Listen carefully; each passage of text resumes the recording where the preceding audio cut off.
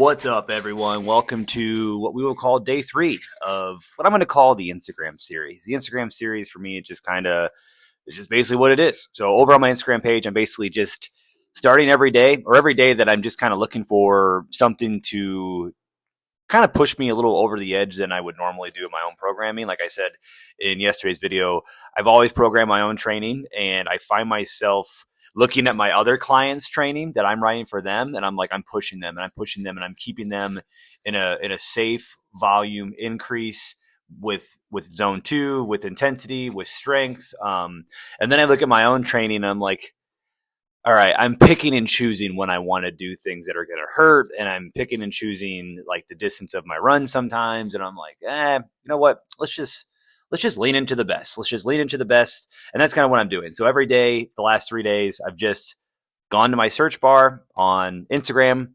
I've typed in Hyrox workouts, and I just scroll until I find something that is going to put me where I need to be for that day. So I'm not just doing workouts for the sake of doing workouts. I have talked on other videos about how you need to avoid doing that, as I have gone to some Hyrox pages, and it just seems like every day they don't really program the intensity, like the RPE, the effort. And if you just go out and do workouts that are 10 out of 10 effort every single day, like, you're going to blow yourself up. So I am still finding the workouts like, okay, you know what? Yesterday was I would call it more cardiovascular, zone 3, zone 4. Like, my muscles didn't really get beat up from the machine work and the run. So today I was looking for something that was going to be a little bit more on the strength side, that was going to have some high output with some recovery. And I found it. So today, just scrolling on Instagram, I came across Jake Dearden's page. Jake Dearden, I believe I'm saying that correctly, is a Hyrox and Puma athlete. He has been in and out of the Elite 15. I do believe he is coming back from injury right now. So hope to see him back in the Elite 15 soon. He's a phenomenal athlete. He'll be back there. He's probably one of the best runners in the field, I would have to say. Just an overall good athlete. I think he's like 25, so he'll be in the game for a long time. But it took me a little bit to realize that the workout was it's an E5 mom. So what an E5 mom would be is every 5 minutes on the minute for 40 minutes, you're just doing all 8 Hyrox stations.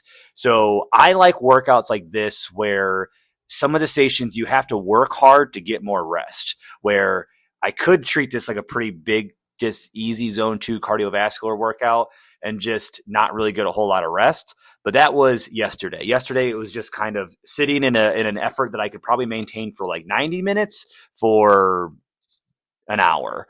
Where today I was like, you know what? I'm going to blast this sled. I'm going to blast this sled pull. I want to ski hard, because then I get, if I ski in 340, I'm getting a minute 20. If I ski in 430, I'm only getting 30-second breaks. So the goal was to start learning how to recover quickly. So going over that workout again. So you're just going every 5 minutes on the minute for all 8 stations. So I started off on the skier. The skier went pretty well. I think I skied in like I skied in like 3:49. I was just pulling about 155, 154 per 500 pace. And it's a pretty solid effort for me. I didn't want to blow up too much, as this was only going to be about a minute rest. And then, on my sled, I only have a one-directional sled, so the next 5 minutes and the next 5 minutes after that should have been 50-meter sled push and then 50-meter sled pull.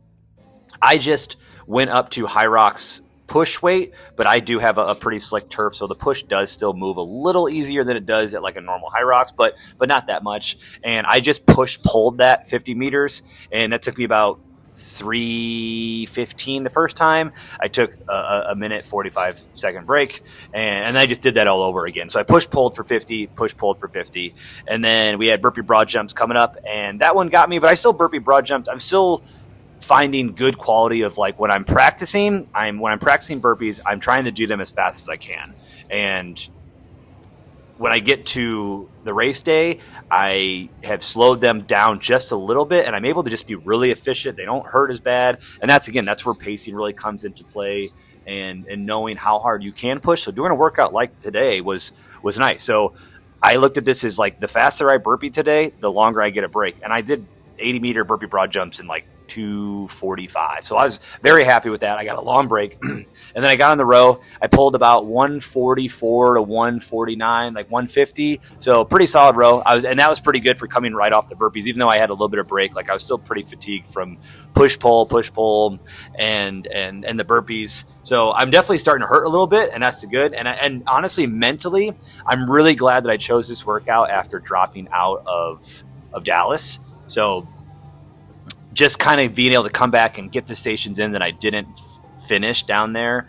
And then, we had the farmer's carry. I like the farmer's carry. I think it's a way, depending on how your race is going, if you didn't recover maybe on the row, I still look at the farmer's carry as like a chance to bring your heart rate down. If you feel good after the road, you feel good after that run, like fucking sprint with those things, man. Like get in and out of there. Like you might be able to save yourself 20, 25 seconds just based on like a smooth jog compared to walking with those things. And the gloves. I'm going to never train with the gloves. The wide receiver football gloves that I got, they're phenomenal. They make a huge difference for the pull and for the farmer's carry. I'm never going to train with them. I told myself I'm never going to train with them. And then on race day, I'll wear them. So I still want to build that grip strength. I still want to be able to have days where I struggle with the sled pull.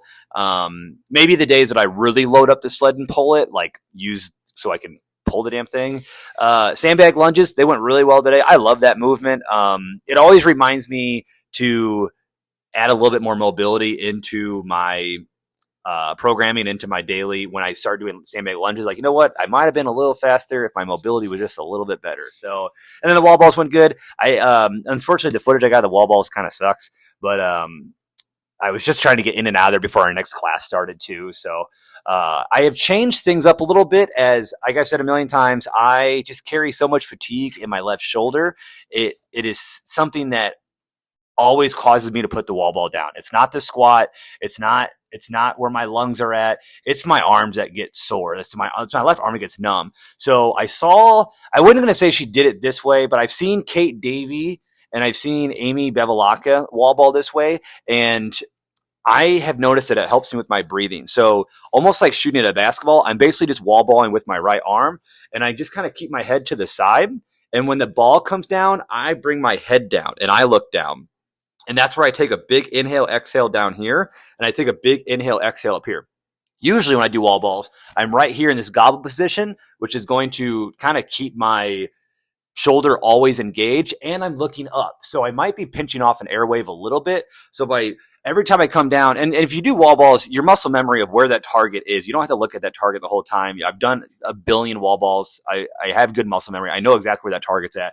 Coming down and getting a really good breath with my neck completely vertical, I was able to do 50, 60 unbroken in my last couple wall ball workouts, and yeah, so felt pretty good with that today. So at the end of the day, I was pretty smoked from this, and that's what we were looking for. I think it was a great workout. I think if you're a beginner coming into Hyrox, you could do like an E6 mom. You could do every 6 minutes on the minute. For a more advanced person, you might be able to do like an E, like maybe every 4.5 minutes on the minute. You could definitely take that up a notch. I think 5 minutes is a perfect threshold since you're adding the machines. So, and something like the sandbag lunges and like the wall balls, like a lot of guys aren't going like sub 4 on the wall balls. So, but that's where you finish. And that's where it comes to the mental game of like, how bad do I want to get this under 5 minutes or 4.5? Because after that, you're done. So you might as well just sell out. Finish today. I hopped over across the street to the YMCA.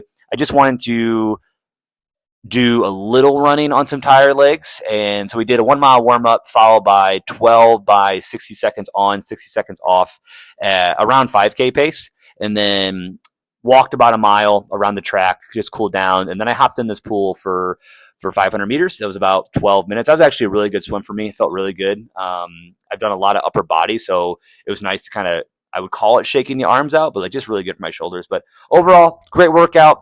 Appreciate you watching.